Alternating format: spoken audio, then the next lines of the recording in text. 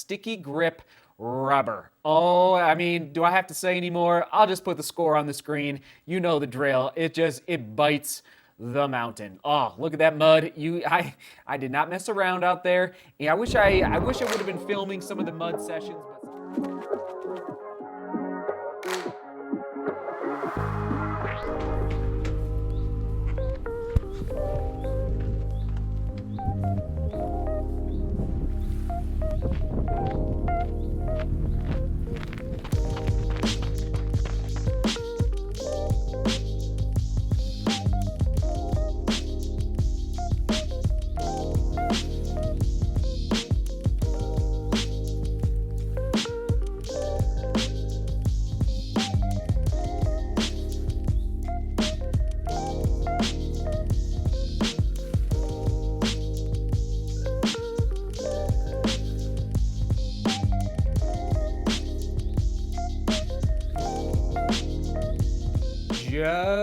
just one of those shoes that fell through the cracks. Oh yeah, the mud monster arrives in the studio. Bam, bam, ba-dum, bam, ba-da. There it is, everybody, the inov-8 X-Talon Ultra 260 V2. All right, second iteration of this shoe.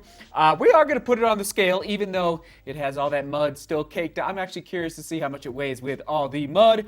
And all the footage you just watched was actually shot a little while ago up in Leadville with a lot of snow. But as you can tell by the mud, I've been testing it over the last really 6 weeks in the mud here. You know how it happens here in the Front Range. It snows, it melts, it turns to mud. So that's what's happening there on the outsole. Let's dive into a neutral, obviously trail running shoe. The opposite of a commuter shoe. You don't buy this shoe to go commute to the trails. This is for getting up and getting going, giddy up through the mud, through the muck, through the marsh, through the whatever snow. Perfect for loose snow. If you're not a fan of snowshoes, or you just really love running, just running in snow, and it's snow that's not really packed down hard, this could be the ticket for you. I was just gripping up there in Leadville at 10,000 feet, no problem. All right, here we go. 16 in the heel, 8 in the forefoot. All right, we're just gonna confirm that. All right, we're gonna do a little ding ding ding bell just to confirm 8, because that's definitely falling into the low stack height category. All right, women's size 8, men's size 9 on your screen. Here we go with all the mud. This is the right foot. Yeah, see, it's got an ounce of mud on it. It's really coming in at 8.6 ounces in my size without the mud, which is a great weight for a trail running shoe. All right, there you have it. There's the score for the weight upper. We're looking at a ballistic nylon. All right, now lockdown is fine, not epic, but fine. See that scrunching there through the toe box? Even really, okay, ballistic nylon. Is it necessary? I don't know. I gotta applaud inov-8 for putting solid material into their shoes. Sadly, I test a lot of running shoes, trail and road, but I would love to take this shoe to 1,000 miles, to 1,500 miles, to 2,000. I think this upper would last past at least 1,000. I think it would even go, past 1,500 miles, and there is the conversion into kilometers. It's just that type of material, but I will say it's going to need a little bit of break-in time if you do pick this shoe up, which sadly I was unable to get it. There's by the way, the mileage on your screen for how many miles I took it to. I am just not able to do that. But info at DeMoorGlobalRunning.com. If you take this shoe past, let's call it 750 miles. All right, send me photos. I would appreciate it. Midsole Power Flow Max. All right, now it's saying it's for longer distances as far as what you'll read on their website, and there's their website. All right, go check out their site. They're based in over in England, over in Great Britain, over in the UK, if you will. So you can go check out their website. And actually, let's do the durometer. Okay, so I'm not giving it a great. This is going to be interesting. Yeah, see, 53. All right, 53 for the durometer. And you know me, I'm more in the 42 to 44 range is what I'm learning. So it's a little bit of a firm ride. All right, we'll just leave it at that. And there is the overall score, just because, I mean, the build quality is just, I don't even know.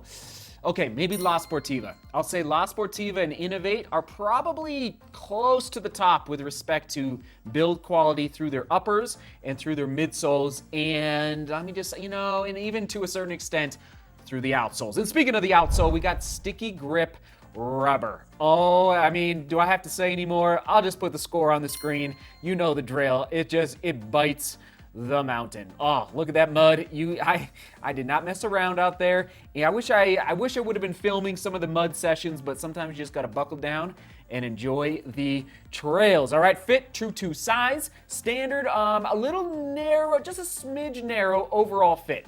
And that's actually a good thing if you're going to take this shoe out in the mud and the muck. I'm just thinking of the Lake District. I'm thinking of Scotland. I'm thinking of the Appalachias, even the Pacific Northwest, Hawaii. Where else is it really muddy? You don't want a shoe slipping off in the mud, and I have seen that happen in races. So the narrower-ish fit, you know, I'm thinking especially of the midfoot. I love it. I like to be secure in a shoe, but you just want to be aware of that if you end up picking this shoe up. Comfort, it's not, to me, I don't know. I need a little more midsole.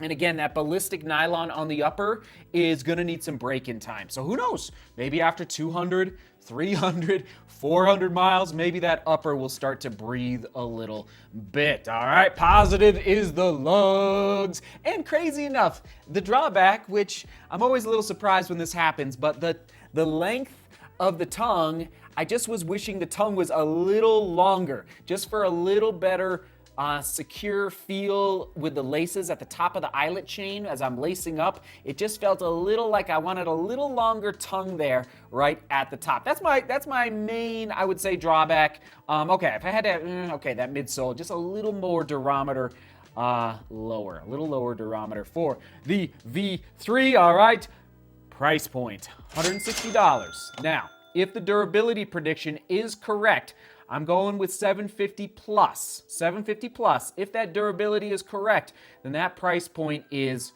solid. Very solid, okay? And so here's the crazy thing. If you buy the V2, you might skip the V3 and the V4 and just wait for the V. Like, you might not need a shoe. And again, I'm thinking mostly of the UK, mostly of people that really are running in wet conditions, like this toe box. I didn't even mention the bumper on the front here through the toe box. Like the water, the grit, the mud, it's just not going to get into the shoe. You're not going to have any issues there with seeping through that toe box. So you might pick up the shoe and then put it on the shelf for the winter time and then pull it out the next spring. Okay, so that's, I love that, where you can use a shoe for more than just, let's say, 3, 4, or 5 months. All right, other shoes to buy. This is a little tough because this is such a unique shoe, but we're going Salomon Speedcross 5. It's a different shoe. The Speedcross 5 is heavier, it's bigger, it's just a different type of shoe, but we're gonna go Speedcross 5, Endorphin Speed Trail from Saucony, and then to a certain extent the Peregrine 12 from Saucony as well. All right, but really this guy is just kind of in a class of its own when it comes to that grip on the outsole. If it was, man, inov-8, just putting it out there. If it was, oh yeah, and it has I forgot to mention, it's got these flex grooves, gentle flex grooves there on the bottom of the outsole, just a little bit. If it was an ounce lighter and that was a muddy uphill kilometer race, I would strongly consider, well, I guess you got the G210 as well. I'm kind of forgetting about the G210. But anyway, it would be a fun shoe to race in, just at an epic muddy battle out there in the hills. All right, shoe quick specs one more time. Soak it in for the inov-8 Terra, sorry, not the inov-8 Terra Ultra, for the inov-8 X-Talon Ultra 260 V2. Soak them in, the weight, the outsole, okay, one more time, and that 25-mile full review score, okay, 7.17 out of 10. 7.17 out of 10. Not too shabby. All right, here we go. Comment of the day, question of the day. Guillet Jean-Jacques from 1 year ago. I bought the shoe thanks to your video, and for me, it works extremely well. Talking about the inov-8 Terra Ultra G270 is where I'm pulling this comment of the day from. Extremely well with the rock plate sole of the Ultra Superior. Oh, interesting. Otherwise, on technical terrain, I feel too much stones attacking my feet. But with the rock plate sole, the shoe is amazing. I say that, but I run in Ultra Olympus most of the time. I see. The truth comes out with the Olympus. But with the Ultra rock plate, it is possible that this shoe will become my favorite. Guillet, thank you for sharing. Okay, here we go. Question of the day. A little bit of a hit the pause button and reflect and then maybe come back and answer the question of the day. But what was a pivotal turning point in your life? And maybe you've had one, maybe you've had 10, maybe you've had, maybe you're waiting for one, okay? But what was the one pivotal turning point in your life? It's fun to think back. I love reflecting. It's so fun and fast just to think back to moments where you're like, wow, life changed. Meeting true love at the Irish pub in downtown Denver. Boom, boom, life changed forever. Love you, true love. So, oh gosh, I can't wait to read your comments today. Here we go, tossing it to, what are we gonna toss it to? What we'll toss it to, I think I have an inov-8 playlist. If you're not familiar with this running shoe lineup, go check out this playlist right here, right here, right here. Shout out to the Lake District, kind of, I think you're by the Lake District. I need to come visit sometime. All right, seek beauty, work hard, and love each other. See you tomorrow.